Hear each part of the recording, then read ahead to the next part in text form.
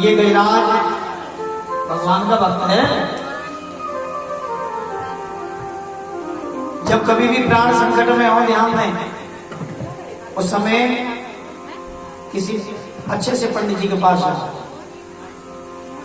और पंडित जी के पास जाकर के गजेंद्र मोक्ष का पाठ करा। 17 धाराओं 108 पाठ गजेंद्र मोक्ष करा देना।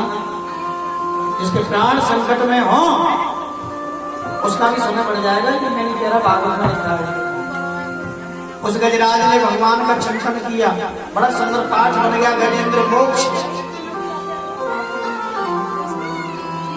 108 का सुंदर सा पाठ गजराज ने सबसे पहले भगवान को याद किया। नमो भगवते तस्मै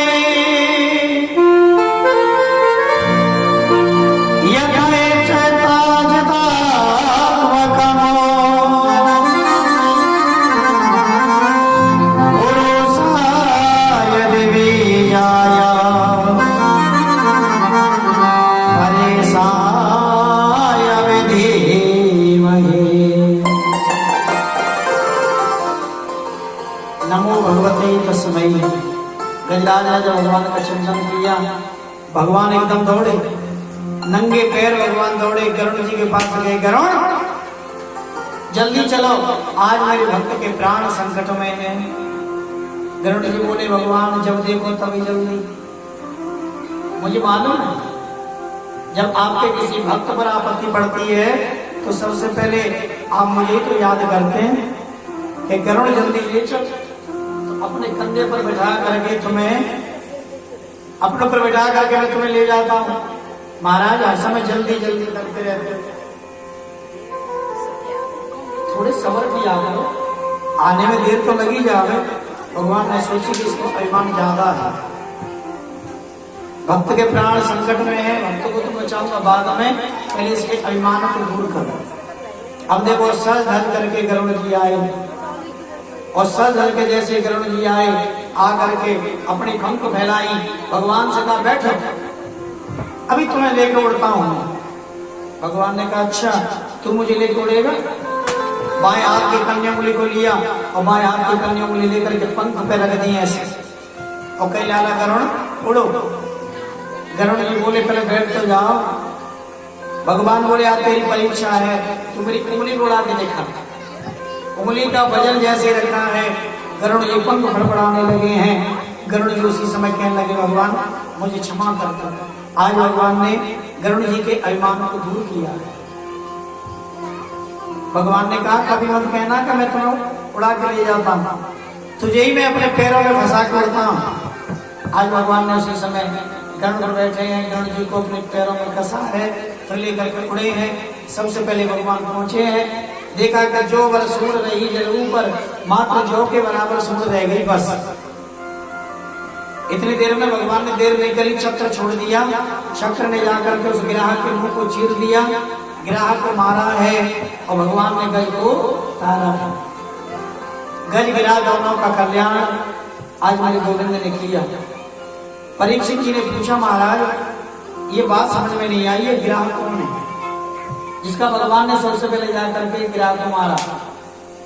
ये कथा थोड़ा सी जाके बताओ, और ये गज कौन है? सुखदेव जी कहते राजन तदा देवर्षि गंधर्वा ब्रह्मणे सान पुरोगमा। ये ग्राहक पूर्व जन्म में हूहू नाम का गंधर्व था। हूहू एक दिन मदरा में उन्मत्त होकर के जल क्रीड़ा के लिए सुंदर से सरोवर में स्नान करने के लिए पहुंचा है। देवल ऋषि स्नान कर रहे थे, नहाते हुए देवल ऋषि के क्षण को हूहू ने पकड़ लिया। उसी समय देवल ऋषि को क्रोध आया और क्रोध में आकर कहने लगे लाला तूने काम ऐसा किया है, जा तू गिरा बन जा। गिरा होने का श्राप दे दिया।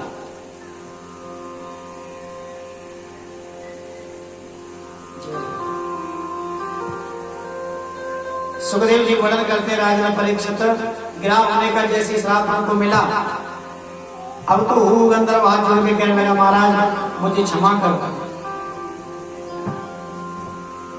तो भगवान ने कहा कि जब तू जल क्रीड़ा करते समय गज का क्षण पकड़ेगा तभी भगवान आएंगे और भगवान आकर के तेरा कल्याण करेंगे। तो हु नाम का गंधर्व जो गिरहा बन के बड़ा था, आज भगवान ने उसका कल्याण किया। ये गजराज दूसरे जन्म में पांडव देश के राजा हुए थे। इंद्रदुम्न नाम था इनका। इंद्रदुम्न नाम के जो राजा थे, एक दिन भगवान की भक्ति में मलयाचल पर्वत पर बैठे हैं, समाधि लगा के बैठे, और जैसे ही समाधि लगा के बैठे हैं, आंख बंद है, वहीं से अगस्त मुनि निकल के जा रहे थे। एवं सत्वागतो अगस्त्यो भगवान पर प्रसन्न हो गया। अगस्त जी ने देखा कि ये तो गज के समान बैठा है, इसने तो हमें प्रणाम ही नहीं किया। उसी समय श्राप दे दिए, जा तू गज के समान बैठा है इसलिए तू गज हो जा। अब गज बन गया, महाराज मेरा कल्याण कैसे होगा कि जल क्रीड़ा करते समय ग्राह जब तेरा चरण पकड़ेगा तब भगवान आएंगे और भगवान आकर के तेरा कल्याण करेंगे। तो गज ग्राह दोनों का कल्याण आज गोविंद भगवान ने किया। अच्छा, पहले ध्यान देंगे ये गजराज है कौन? त्रिकूट नाम पर्वत पर रहता है ये गजराज। ये त्रिकूट पर्वत कहाँ है?